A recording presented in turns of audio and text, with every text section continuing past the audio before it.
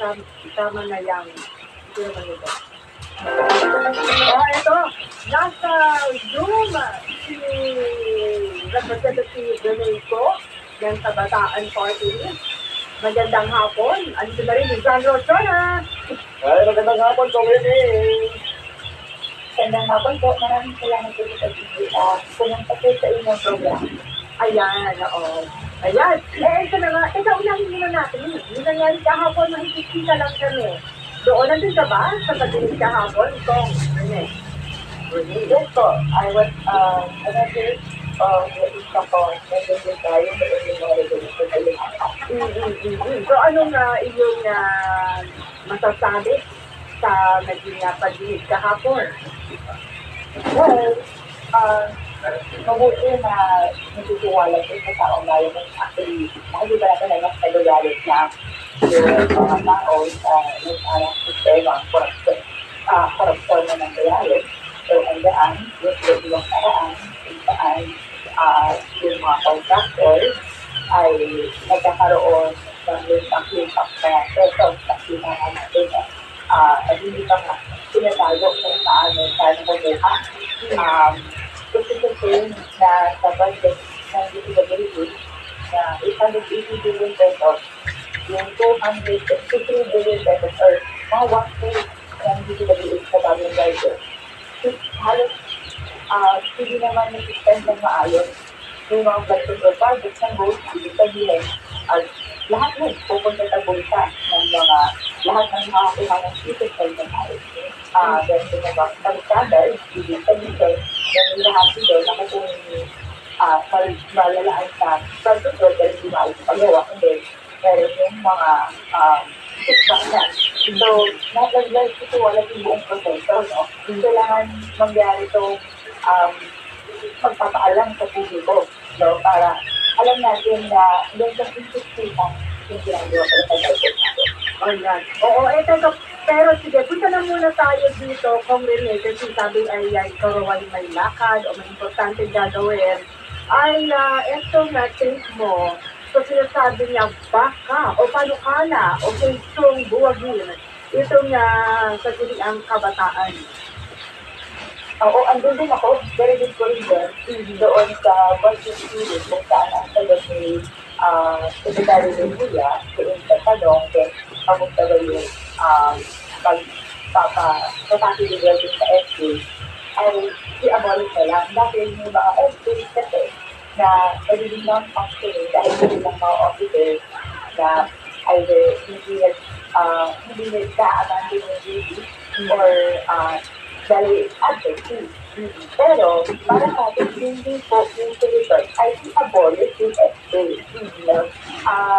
Yung FA, yan po yung paraan kung saan welcome natin yung maraming mga kabataan na maglingkod sa bayan. At yung gusto natin makita, no, rather than mag-train ng kabataan into being contractors, no, hindi natin si competition. Ang ano natin, don't change the group. Sino ba mga matagalan na sa kapangyarihan at ano ba nag-iisip kasi yung pagkakita ng sarili ko lang sa Pero kabataan. pero kung nasa loob sila ng sistema yun, yung mga batang ito. Diba? At yung iba ay ano ba, ilang taon ba to? Ilang taon nga itong mga SK? Kasi 16 to 24. O yan, mga minor, yung iba. Oo. Actually, ang kabataan party ay meron sa pag-ibig more tayo dito yung pag-recognize na ang history ng LSD ay reactionary.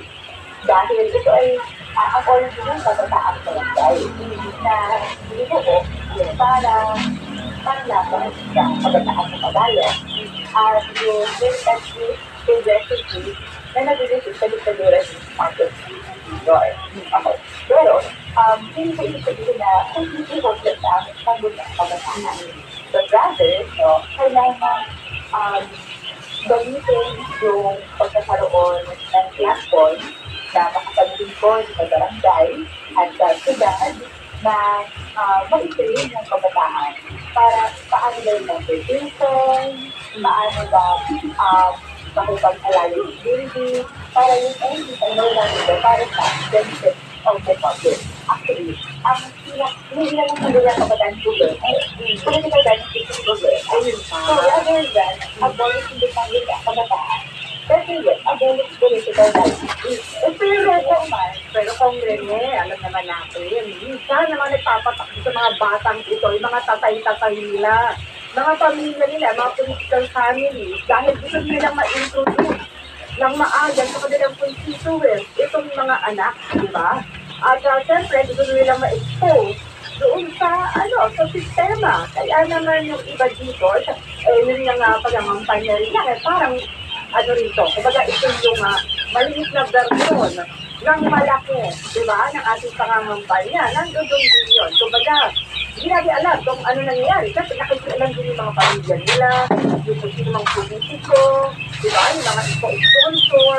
So, kung yun nga paano natin, sabi niyo, meron kayong ginagabayan niyo. So, some extent, pero hindi naman, siyempre, nababantayan yan. Uuwi pa din sila sa pamilya nila, sa mga politikong nagpatakbo sa kanila, mga tatay nila, agasin pa rin sila sa barangay kung saan, yun nga, ito yung mga mga politiko, Congress.